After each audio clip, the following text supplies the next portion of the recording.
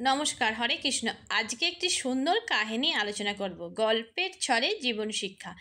একটি হাতি মারা যাওয়ার পর যমালয়ে গিয়েছে। যমরাজ তাকে জিজ্ঞাসা করলেন, হ্যাঁ রে, তোকে এত বড় একটি প্রকাণ্ড শরীর দিয়ে পাঠানো হলো, আর তুই মানুষের বশ হলি কি করে?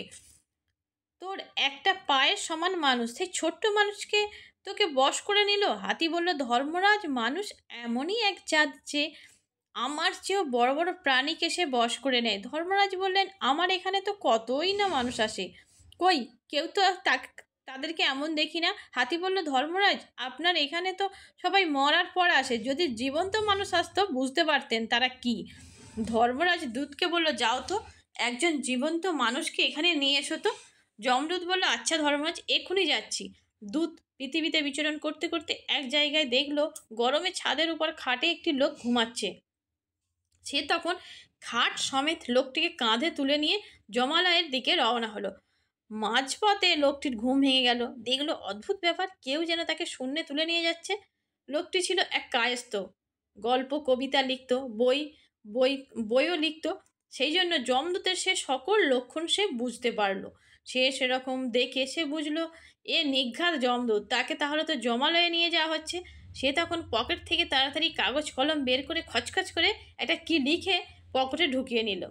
তারপর চুপচাপ খাটের উপর মটকা মেরে পড়ে রইল। ভাবলো চিৎকার চেঁচামেচি করে লাভ নেই, কেন খাট থেকে যদি পড়ে যাই হাড়গোড় ভাঙবে, তার থেকে চুপচাপ থাকি, দেখা যাক কি হয়। সকাল হতে না হতেই দূত জমালয়ে পৌঁছে গেল। ধর্মরাজের সভা সবে মাত্র আরম্ভ হয়েছে। দুধ গিয়ে সেখানে খাট নামালো। কায়স্থ ঝট করে উঠেই পকেট থেকে একটা কাগজ বের করে সেই দূতের হাতে দিল ধর্মরাজকে দেবার জন্য। সেই চিরকুট ভগবান বিষ্ণুর নামে লেখা ছিল। দূত কাগজটিকে ধর্মরাজের হাতে দিল। ধর্মরাজ সেটি মন দিয়ে পড়লেন। তাতে লেখা ছিল, প্রিয় ধর্মরাজ, আপনাকে জানানো হচ্ছে যে এই পত্রবাহক আমার একান্ত সচিব। একে আপনার কাছে পাঠালাম। একে দিয়ে আপনার যাবতীয় কাজ করাবেন। ইতি শ্রী নারায়ণ বৈকুণ্ঠধাম। লেখা পড়েই ধর্মরাজ তাড়াতাড়ি করে সিংহাসন থেকে উঠে বসে কায়স্থকে বললেন, আসুন মহারাজ, সিংহাসনে বসুন। কাল বিলম্ব না করে কায়স্থ ধর্মরাজের সিংহাসনে গিয়ে বসলো। ততক্ষণে দূত একটা লোককে নিয়ে এসে সবাই হাজির করলো। কায়স্থ বলল, একে? দূত জানালো, মহারাজ, এ একটা ডাকাত, বহু লোকের সর্বনাশ করেছে, বহু লোককে হত্যা করেছে, এর কি দ্বন্দ্ব হবে? কায়স্থ বলল, একে স্বর্গে পাঠিয়ে দাও। তারপর আবার একজনকে উপস্থিত করা হলো। কায়স্থ জিজ্ঞাসা করলো, এ কে? দুধ বলল, এ একজন দুধওয়ালা, দুধে ভেজাল মিশিয়ে দুধ বিক্রি করতো। সেই দুধ খেয়ে অনেক বাচ্চার শরীর খারাপ করেছে বা ক্ষতি হয়েছে। কায়স্থ বলল, একেও স্বর্গে পাঠিয়ে দাও। ততক্ষণে আরেকজন উপস্থিত হলো। কায়স্থ জিজ্ঞাসা করলো, এ কে? দুধ বলল, মহারাজ, এ মিথ্যে সাক্ষী দিয়ে বেচারাকে ফাঁসিয়েছে, একে কি করব? কায়স্থ বলল, জিজ্ঞাসা করলো, একেও স্বর্গে পাঠিয়ে দাও। তারপর ব্যভিচারী, পাপী, হিংসুটে যত রকমের দুষ্ট ডাকাত আসছে, একে একে সকলকেই স্বর্গে পাঠিয়ে দেওয়া হচ্ছে। স্বর্গে পাঠিয়ে হুকুম দেওয়া হচ্ছে। ধর্মরাজ আর কি করবেন? সিংহাসনে বসে বিষ্ণুর একান্ত সচিব যা বলছেন তাই মেনে নিতে হচ্ছে। এদিকে স্বর্গে তো লাইন পড়ে গিয়েছে। দেখে ভগবান ভাবছেন, এ কী কাণ্ড, এত লোক কোথা থেকে আসছে? পৃথিবীতে কি সব মহাত্মার আবির্ভাব হয়ে গেল নাকি? লোক দল দলে সব স্বর্গে এসে হাজির হচ্ছে। ভগবান দেখলেন সব জমালয় থেকে উঠে আসছে। নারায়ণ তখন নিজেই জমালয়ে গেলেন। নারায়ণকে দেখে সবাই উঠে দাঁড়ালো। যমরাজ উঠে দাঁড়ালেন, আর ওই কায়স্থ উঠে দাঁড়ালো।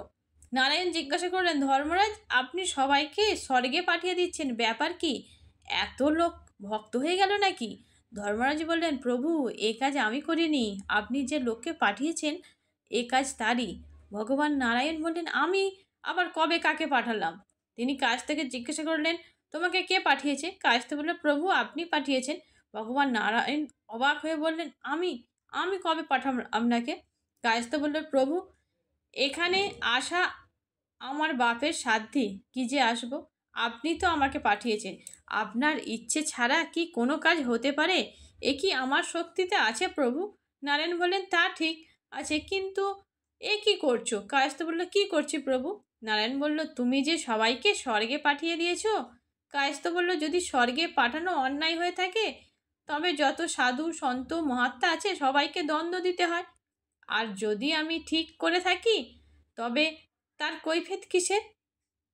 এতে যদি আপনার মত না থাকে তো সবাইকে ফেরত পাঠিয়ে দিন। তবে শ্রীমদ্ ভগবদ্ গীতায় আপনার যে বাণী লেখা আছে তাকে কিন্তু কেটে ফেলতে হবে। যদা গত্তা ন নৃবন্তে তদ ধাম পরমং মম। অর্থাৎ আমার ধামে পৌঁছে কেউ ফিরে আসে না। এরপর নারায়ণ বললেন, কথা তো ঠিক, যত বড় পাপী হোক না কেন যদি স্বর্গে অর্থাৎ বৈকুণ্ঠ ধামে যায় তবে ফিরে আসে না, তার সমস্ত পাপ ক্ষয় হয়ে যায়। কিন্তু এ কাজ তুমি কেন করলে? কাজ তো বললে আমি তো ঠিক কাজই করেছি প্রভু। আমার কাছে যে আসবে আমি সকলকে স্বর্গে পাঠিয়ে দেব।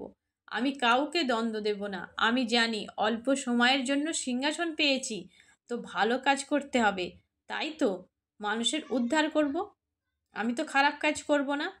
নারায়ণ যমরাজকে বললেন, ধর্মরাজ আমি বুঝতে পারছি না, একে আপনি সিংহাসনে বসালেন কী কারণে? ধর্মরাজ বললেন, প্রভু আপনার লেখা চিরকুট আমার কাছে রয়েছে, এতে আপনি স্পষ্ট করে নির্দেশ দিয়ে তাকে পাঠিয়েছেন। ভগবান কায়স্থকে জিজ্ঞাসা করলেন, ওয়ে তোমাকে আবার চিরকুট দিয়ে কখন আমি পাঠালাম? কায়স্থ বলল, আপনি শ্রীমদ্ ভগবদ্ গীতায় বলেছেন, সর্বস্ব চাহনং হৃদি সন্নিবৃষ্টং। অর্থাৎ আমি সকলের হৃদয়ে বাস করি। এতে হৃদয় থেকে আদেশ এসেছে, কাগজে লিখে দাও। এই কাগজে লিখে দিয়েছি, আদেশ তো আপনারই। যদি এটা আপনি আমার কথা মনে করেন তো গীতা থেকে এই কথাগুলো বাদ দিয়ে দিন। নারায়ণ বললেন, ঠিক আছে। তিনি ধর্মরাজকে প্রশ্ন করলেন, ওহে ধর্মরাজ, ব্যাপার কি? এই জীবন্ত মানুষ এখানে এলো কি করে? ধর্মরাজ দূতকে জিজ্ঞাসা করলেন, জমালয়ে জীবন্ত মানুষ নিয়ে এলি কেন? দূত বলল, ধর্মরাজ আপনিই তো একদিন বলেছিলেন একটা জীবন্ত মানুষকে নিয়ে আয়। ধর্মরাজ বললেন, এই সেই লোক নাকি? আরে সব কিছু আগে বলবি তো। দূত বলল, আর আমি কি বলবো মহারাজ, আপনিই তো কাগজটা নিলেন আর সিংহাসনে বসিয়ে দিলেন, তাই আমি আর কিছু বলার সাহস পাইনি। হাতিটা ওদিকে দাঁড়িয়ে দাঁড়িয়ে সব দেখছিল। সে যমরাজকে বলল, ধর্মরাজ আপনি বলেছিলেন আমি কি করে মানুষের বশ হলাম, এখন দেখছি আপনি ও ভগবান নারায়ণ স্বয়ং মানুষের বশ হয়ে গিয়েছেন।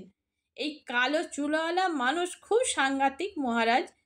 এ যদি মনে করে সব ওলটপালট করে দিতে পারে, কিন্তু এ তো নিজেই সংসারে ফেঁসে আছে, তাই তো? ভগবান বললেন, এখন যা হবার তো হয়ে গেছে, কি আর করা যাবে? হে মানব, তুমি এবার ফিরে যাও। কায়স্থ বলল, প্রভু গীতায় আপনি বলেছেন, মামুপেত্য তু কন্তেয় পুনর্জন্ম ন বিদ্যতে। অর্থাৎ আমাকে পাবার পর পুনরায় আর জন্ম নিতে হয় না। তাহলে এখন বলুন, আপনাকে কি আমি পাইনি? ভগবান বললেন, আচ্ছা আচ্ছা তুমি চলো আমার সঙ্গে। কায়স্থ বলল, প্রভু কেবল আমি যাব? এই হাতি বেচারা এখানেই থাকবে? এর কি পাতেই তো আমি এখানে এসেছি, একেও তাহলে সঙ্গে নিই প্রভু। হাতি বলল, প্রভু আমার অনেক স্বজাতি এখানে নরকে ভোগ করছে, তাদেরকেও তবে সঙ্গে নিয়ে নিই। ভগবান নারায়ণ বলে, চলো তবে সবাইকেই নিয়ে চলো। জমালয়ে ভগবানের আসার ফলে হাতির মঙ্গল হলো, কায়স্থের মঙ্গল হলো, অন্য সকলেরও মঙ্গল হলো। এটি একটি কল্পিত গল্প, কিন্তু এর তাৎপর্য ছিল খুবই গভীর ও অর্থবহ। কোনো অধিকার যদি পাও তবে তা দিয়ে সকলের মঙ্গল করো, যতটা পারো ভালো করো, নিজের দিক থেকে কারো কোনো মন্দ করো না, কাউকে দুঃখ দিয়ে না। গীতার বাণী, সর্বভূত হিতে রতা, অর্থাৎ জীব মাত্রই মঙ্গল চিন্তা করো। অধিকার, পদ, ক্ষমতা ইত্যাদি কিছু দিনের জন্য পাওয়া যায়, চিরকাল থাকে না। সুতরাং সবার সঙ্গে ভালো ব্যবহার করা উচিত। আমাদের মনে রাখা কর্তব্য যে মানবতাই আমাদের ধর্ম। জয় কৃপাময় ভগবান শ্রীকৃষ্ণের জয়।